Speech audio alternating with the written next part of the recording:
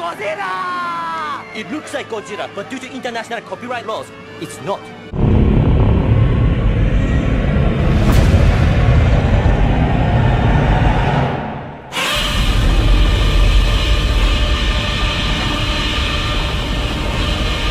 Hello, my fellow Pokemon trainers! Sword and Shield has gotten, well, that much juicier with some lovely new information, and the world is looking absolutely fantastic. There is so many ridiculous vistas, locales, and your rival Hop.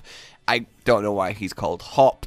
It's not the best rival name I've ever heard, but at least that will make it extra satisfying every time that we beat him. We get a lovely little starter reminder and a nice little fist bump, and then we have stairs for days. Then we get our glimpse at the professor of the region, Professor Magnolia, who is researching Dynamaxing! Which is something we'll get to in a moment! And her assistant, which is also her granddaughter, Sonia, who is the childhood friend of the champion that we'll see again very, very soon. So these guys are going to be helping us out on our adventure through this lovely region. And we have ourselves just a few little new Pokemon to go over, and you know, I love the build up to this, by the way. Here comes a brand new world. It's a sheep.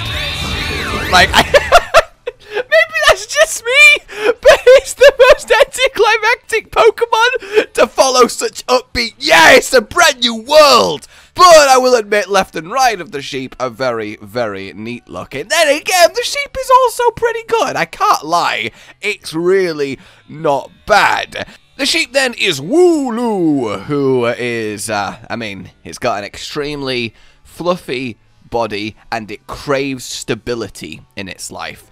Don't we all, Wooloo? Don't we all? Then we have Gossifleur, the very pretty looking flower. I have high hopes for the evolution of this. It has healing pollen, and one of its abilities is actually known as Cotton Down. Oh my god! And what I will say is it does seem like in Sword and Shield we're gonna see Pokemon in the overworld. Now we do see random encounters too, but I feel like it might be a little bit of a mix of them, which is a very little interesting thing to see there. And then finally, we have ourselves a Dreadnought, a nice little snapping turtle type, and he is, well, supposed to be all about that power, and I'm excited to see what he becomes too. Later on then, as we move forward, we have ourselves a little look at Corviknight, who will serve as the transport of the region, and he will be a flying taxi to travel from town to town. He is flying in steel, and he looks amazing. An armored, sharpened, taloned, crow-type hawk. He just looks fantastic. He looks less good in game because he suffers from, well, 3D wing syndrome, I like to call it. So many otherwise badass bird Pokemon just have such weird wings to me. They just look like they look like just floppy clay, and it just really loses something to me when that happens. But I can't deny it is an objectively badass Pokemon.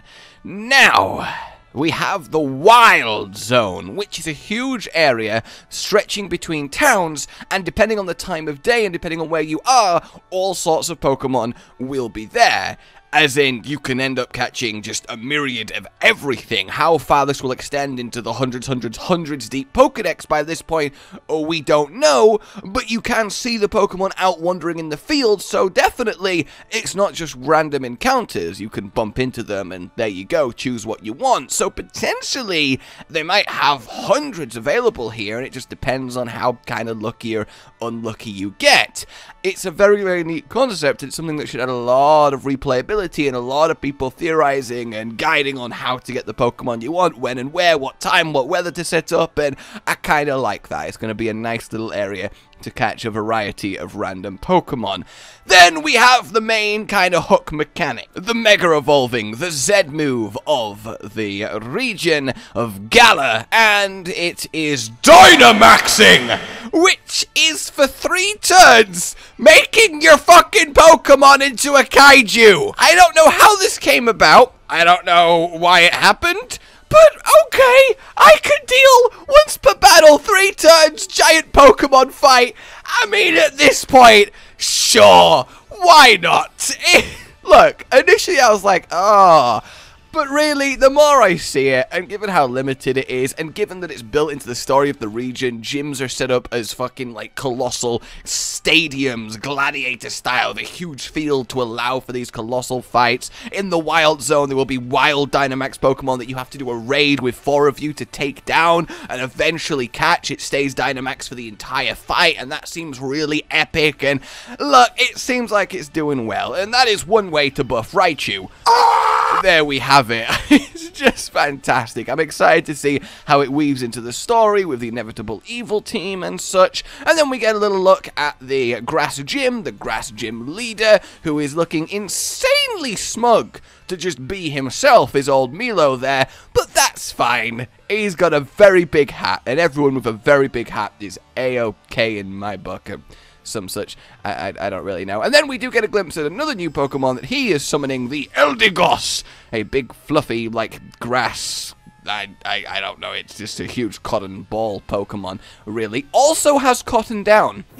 So yeah, they are quite titanous battles. And then we have the champion of the region, Leon, and he is looking very snazzy. Supposedly, he's never lost a battle competitively, so, haha, sucks to be him when us the player comes calling, does it? Turns out, actually, story-wise, we're just never allowed to beat him. You know, we gotta keep that up. And then, in this quick little rundown here, we get the legendary Pokemon, quite literally Sword and Shield.